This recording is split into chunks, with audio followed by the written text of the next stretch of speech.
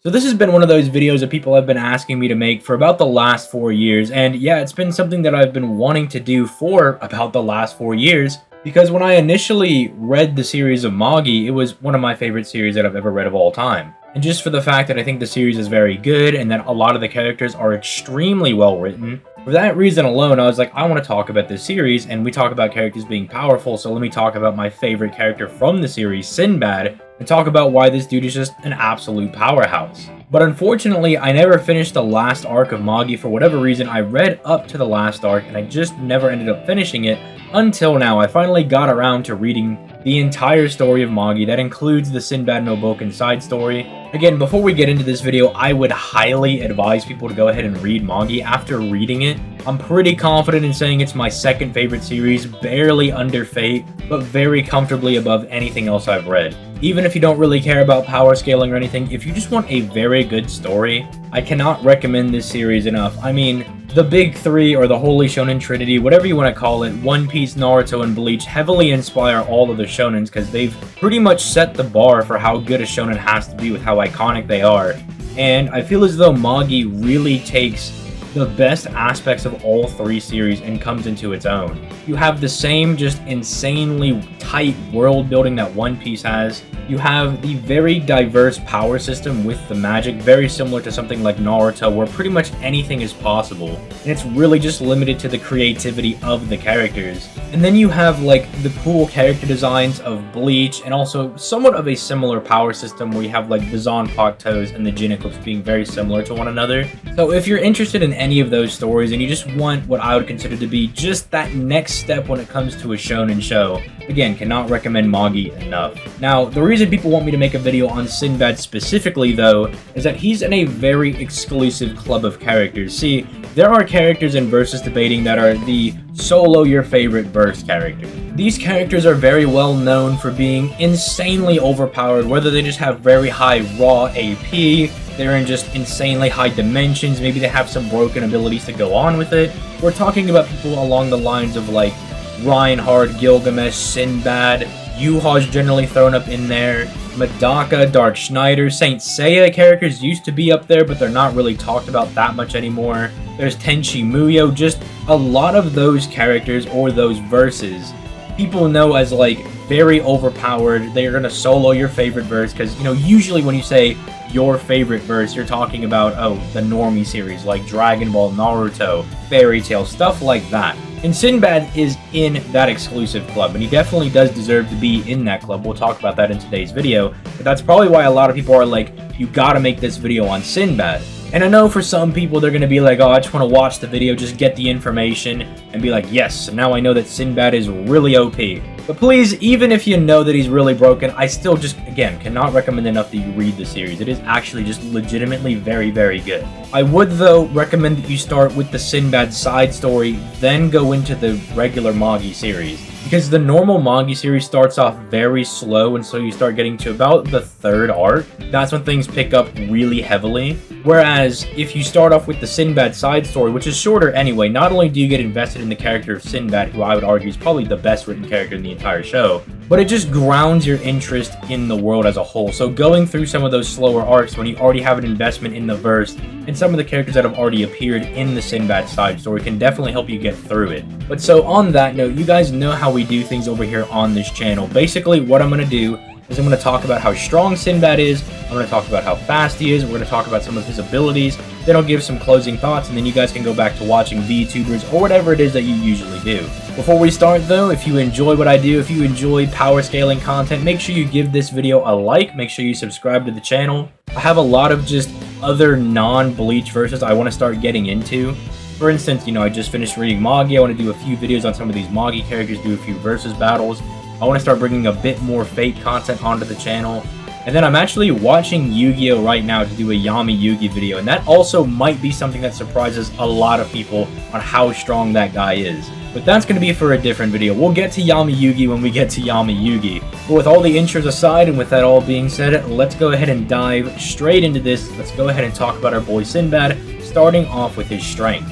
Now, I would forgive anybody that's maybe confused going into this video. If you've seen the Magi anime and you haven't gotten into any of the manga at all, you're probably very confused why this character of Sinbad, or even the verse as a whole, is in that very exclusive Solo Your Favorite Verse club, because you watch the Magi show, and at best you're really seeing some mountain level to island level feats, nothing super impressive, but that is because literally all of the stuff that happens in Magi that is uber impressive happens right after where the anime leaves off. Because the anime leaves off in the Magnusstadt arc, which is basically like one of the big World War type things. You have the Ko Empire, the Rem Empire, you have the Seven Seas Alliance, all coming crashing down into one area, because Gandalf over here wants to have his country for wizards. But what happens right after that is Aladdin decides to give a history lesson of Almatran, which is his homeworld. It's where he came from, and it's kind of like the original world for Magi.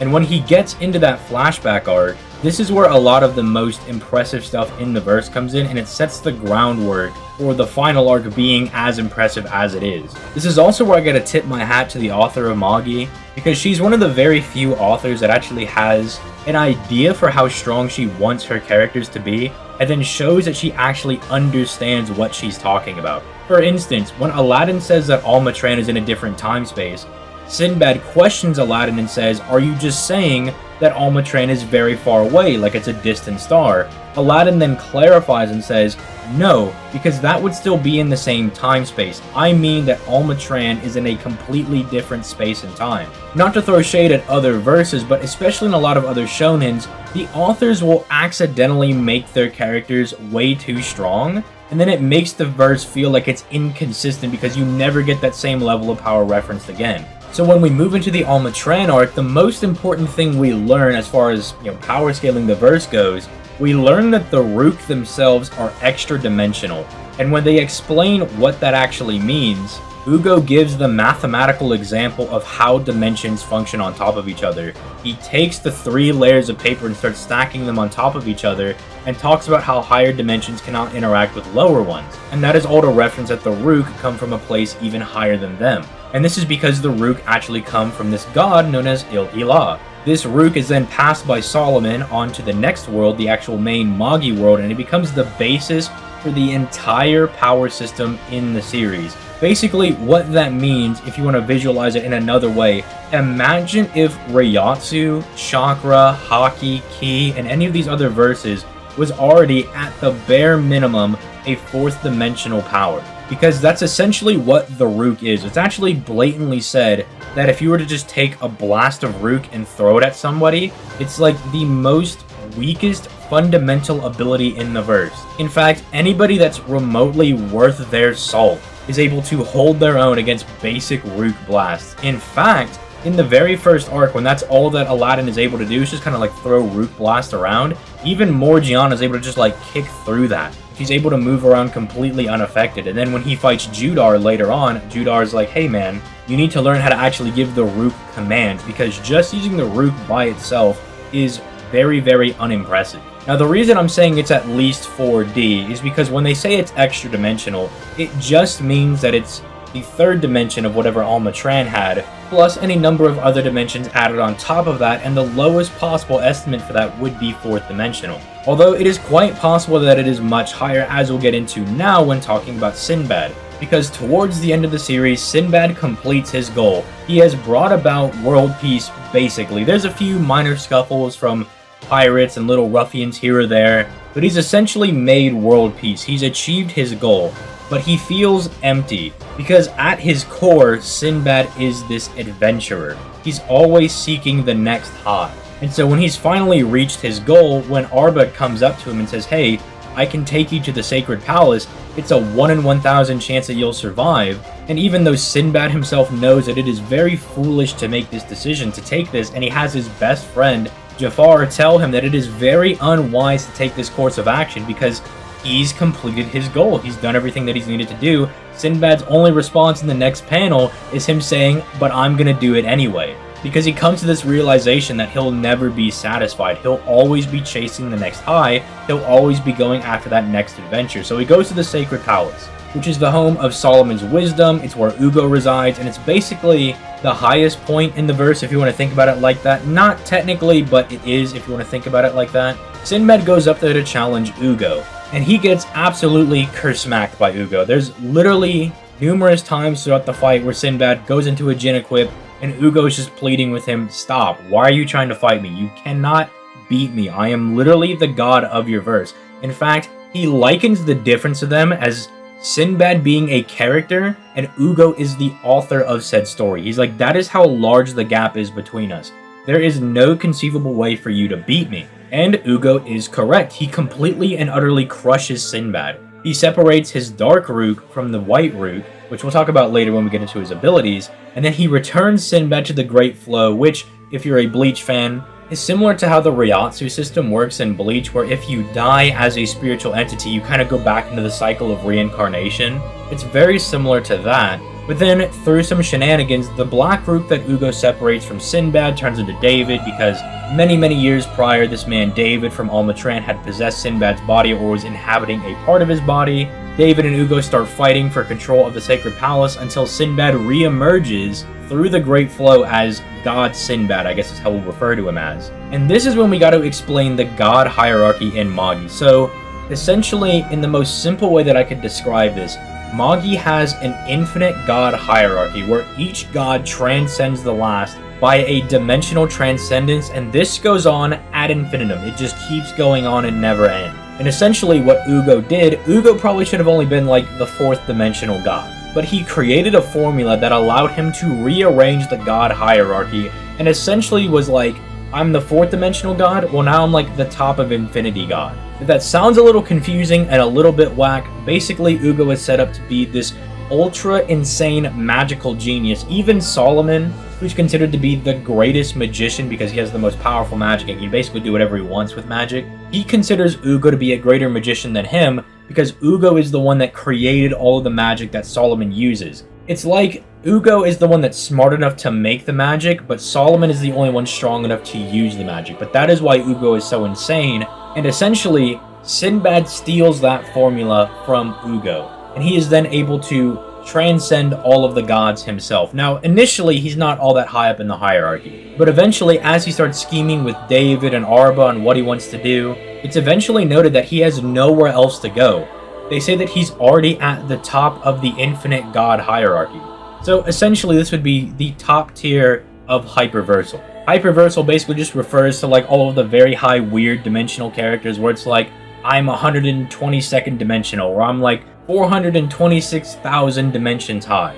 It's all of those very weird dimensions, and Sinbad is basically the top of that tier. However, this is not the end for Sinbad, because we could end it there. We could say normal Sinbad when he's using his avatar, when he's in the world of Magi. You know, he's extra dimensional, probably around 4D because everybody can use the Rook for attacking. They all tank Rook blasts. If you haven't directly tanked a blast from the Rook, you scale to somebody who definitely has. And then God Sinbad, you could say he sits at the top of Hyperversal. However, there is a third version of Sinbad that's almost a bit hypothetical, because they never quite exactly finished their plan. So during the climax of Magi, Sinbad and David are basically swapping positions at the top of the god hierarchy. Because surprise surprise, the shady magician David is actually a bad guy and wants to destroy all of reality to go fight other gods. And this is when they get into their little game theory. Both Sinbad and David hyposit that there are gods still above them. They think that even though they're the top of this infinite dimensional hierarchy, there are still gods that transcend their infinite dimensional hierarchy, which very few viewers might be perking their ears up because that's essentially what the 1A or outer versal tier is. It's when you've finally gone from being in these quantifiable amount of dimensions, you know, it doesn't matter if you're 100,000, 2 million dimensions. Once you've finally broken free of like the whole dimensional hierarchy, and you've broken into power that is now beyond dimensions, you then essentially move into the outer versal tier. And then from there, David and Sinbad wanted to keep fighting higher and higher 1A beings. They were like, we're going to break into the tier of the beyond dimensional characters, and then we're going to keep fighting those guys until we reach the end. Again, this is just a hypothetical because they never reached that level of power, and they never confirmed that there was anybody above them. In fact, during the climax, Alibaba, to kind of prevent everybody from killing each other, is saying, hey, let's just try to talk to some of these other gods first. Let's like see if they're there, and if they're peaceful, we can coexist. If they're hostile, we can scrap. But we never actually got to see them do that. So essentially what you would have for Sinbad is you would have the mortal version of Sinbad who's on the Magi verse, you know, who's not in the Sacred Palace or anything, he's not in his white god Rook form, would at the very least be 4th dimensional since the Rook are stated to be extra dimensional. Again, the Rook are really fodder in the verse, they're like actually the weakest thing. And then his god form would be at the top of this infinite dimensional hierarchy. So with strength out of the way, let's go ahead and talk about speed.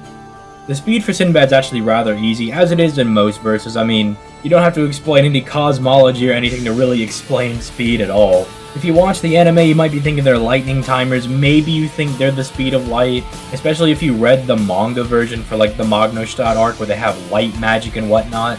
But no, it's actually pretty crazy, although not as crazy as you might think. See, there's a lot of places in Magi that are stated to have no time. The Sacred Palace is one of those places, and that's just where Sinbad and all of them vibe. There's also places in the Dark Continent that have no time. There's the lair of like the primeval dragons where there's no time. There's plenty of places in the verse that just don't have time at all in them, and that would give the characters inaccessible speed. For just being able to move in an area that doesn't have any time. If you've never heard that term before, it refers to the idea of inaccessible cardinals, and it's meant to bridge the gap between infinite speed and immeasurable speed. Just give you guys a quick speed lesson real quick on how it works. You have any finite amount of speed, like let's say you're moving 1 times the speed of light, or maybe you're moving 1,000,000 times the speed of light. No matter what, you're at some finite level of speed, and then the next tier is when you move at infinite speed, which will always be infinitely greater than any amount of finite speed. And this is the reason we have inaccessible speed, because then the next tier is immeasurable speed, and as its name suggests, it is speed that is beyond measure. This is usually people time traveling, that's one of the most common feats for immeasurable speed, but it just seemed really whack to go from infinite speed to speed that is beyond measure.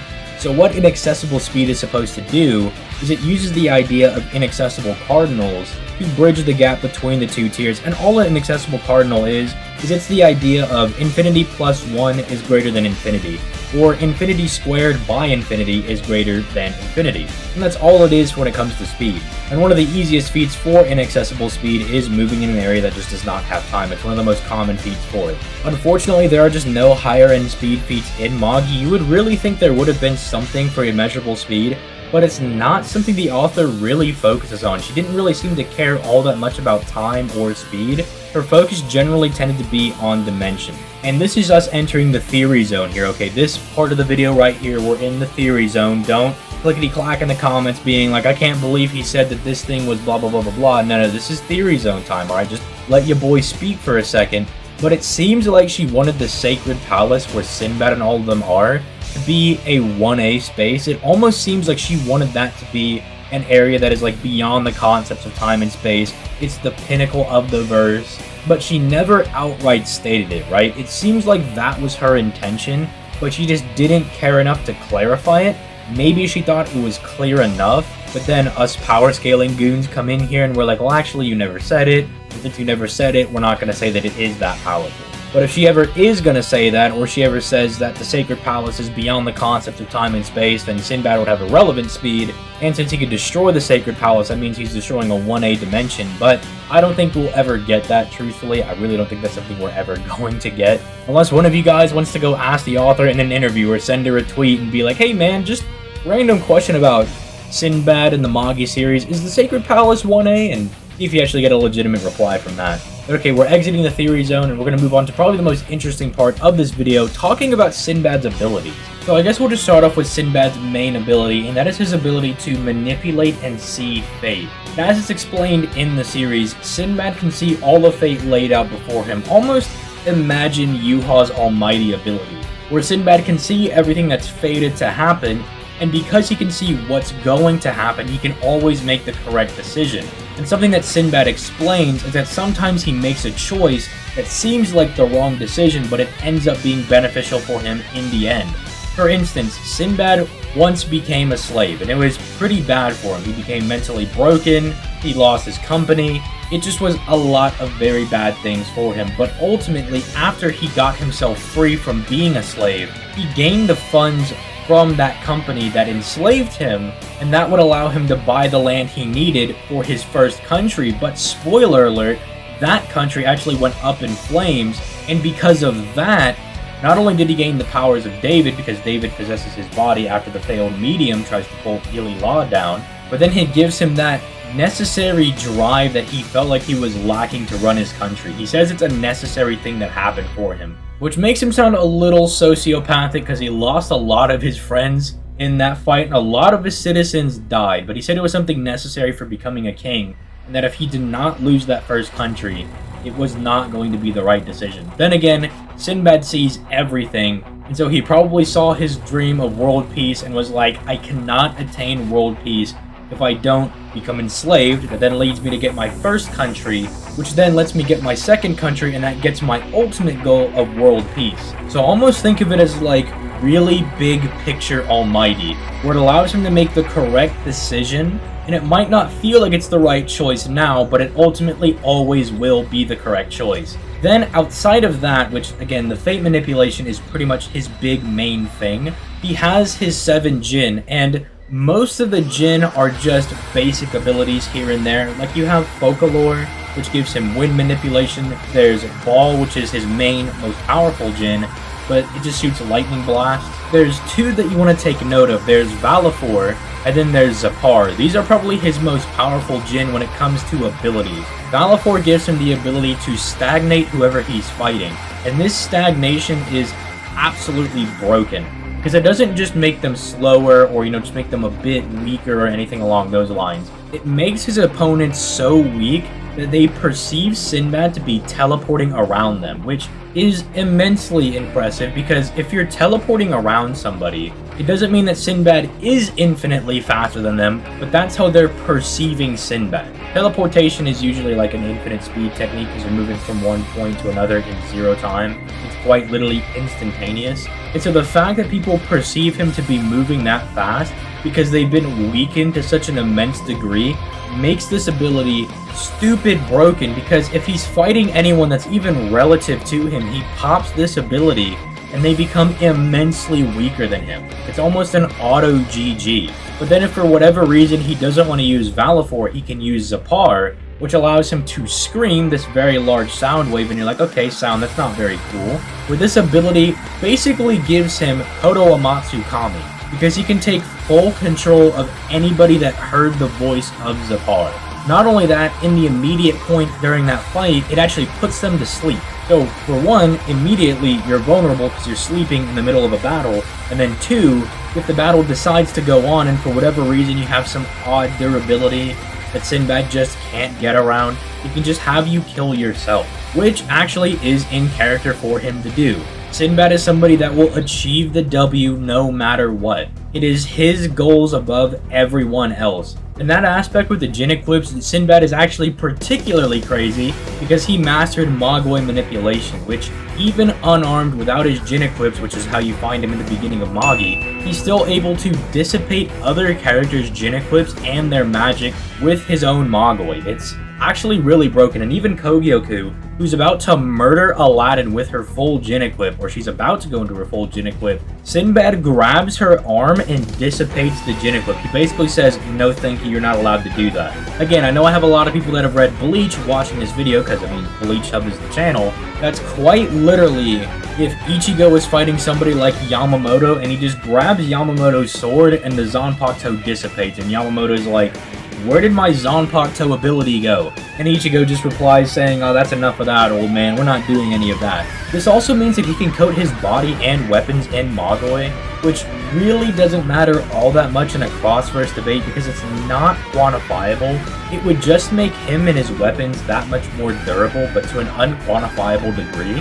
He's also packing things like soul manipulation and conceptual manipulation because he's a broken character. Why would he not have those abilities? And the soul manipulation ties back to the Rook because the Rook is quite literally just the soul of everybody that's ever died. In fact, that's literally just what the Great Flow in general is. This is not limited to just people. This includes animals, plants, everything. Anything that even has a modicum amount of being alive, because even the water and fire and things like that have Rook in them. And the souls of all of those things return to the Rook, and thus it just makes them these giant flow of souls, essentially. And then as far as where the conceptual stuff comes from, you have stuff like Billy Law, who's considered to be the embodiment of evil. He is a lower tier god in comparison to Sinbad, especially God Sinbad. who is quite literally infinite dimensions removed from Illaw. Stronger than Ugo, the guy that just turned Illaw into his pet. He actually took that god, who is the embodiment of evil, and stuck him in a fish tank. There's also Barbarossa calling Sinbad himself the embodiment of excellence.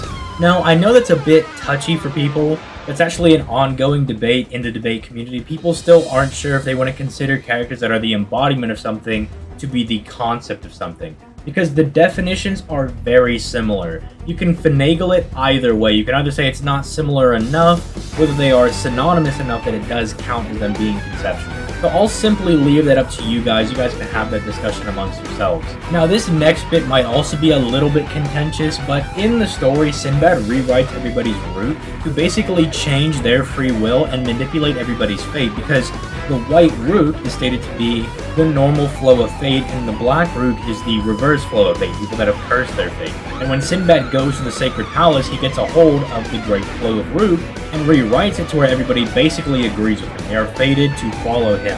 I don't know if you would be able to use this necessarily in a versus battle, because under standard battle assumptions, it gets a little bit muggy. For instance, when a Naruto character is fighting a Bleach character, for standard battle assumptions, we assume that even the abilities that are based on chakra still work on the Bleach characters, because the whole point is to have the two characters have a fair and even fight. So if you're going to have Sinbad fight somebody, it's possible the fight doesn't even start in the first place, because they don't have the will to even oppose Sinbad, because they would have root. Again, that's under standard battle assumptions. It would mean that Sinbad's abilities have to function as they normally do.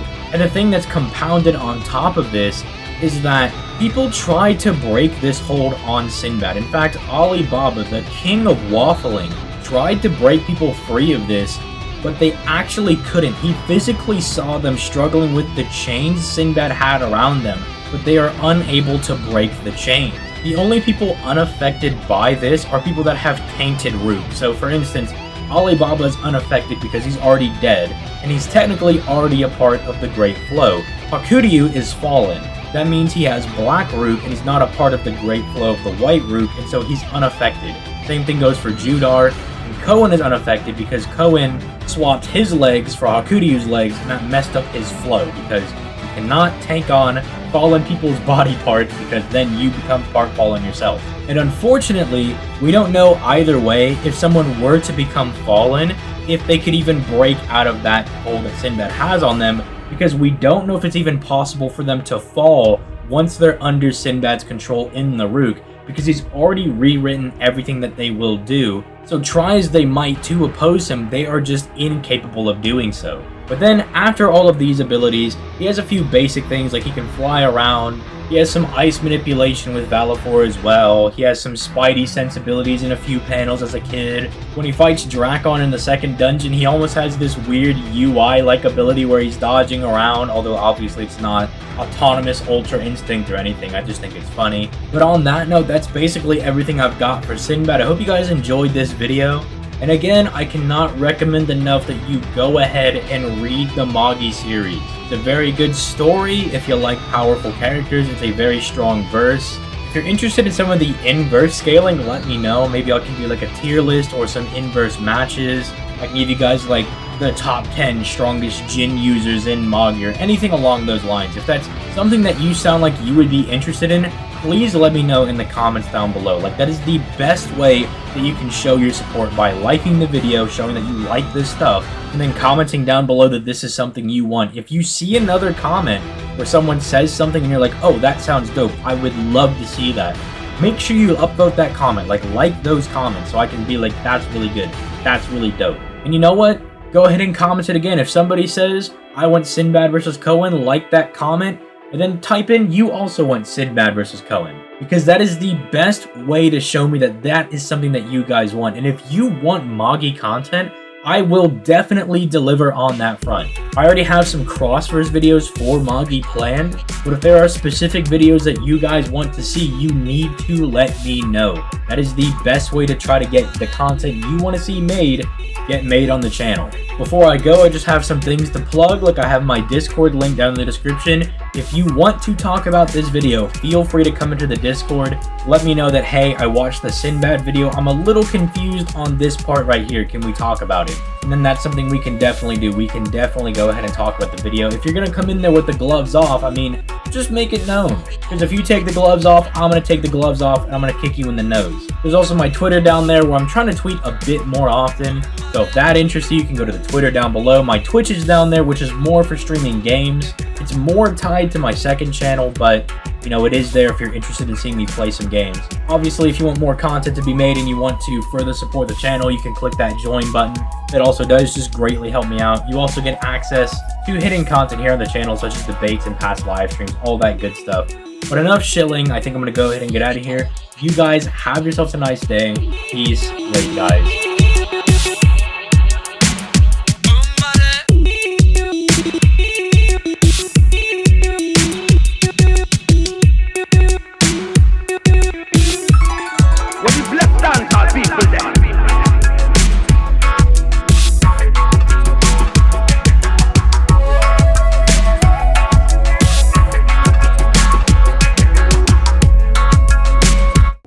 走れソリよ風のように月に腹を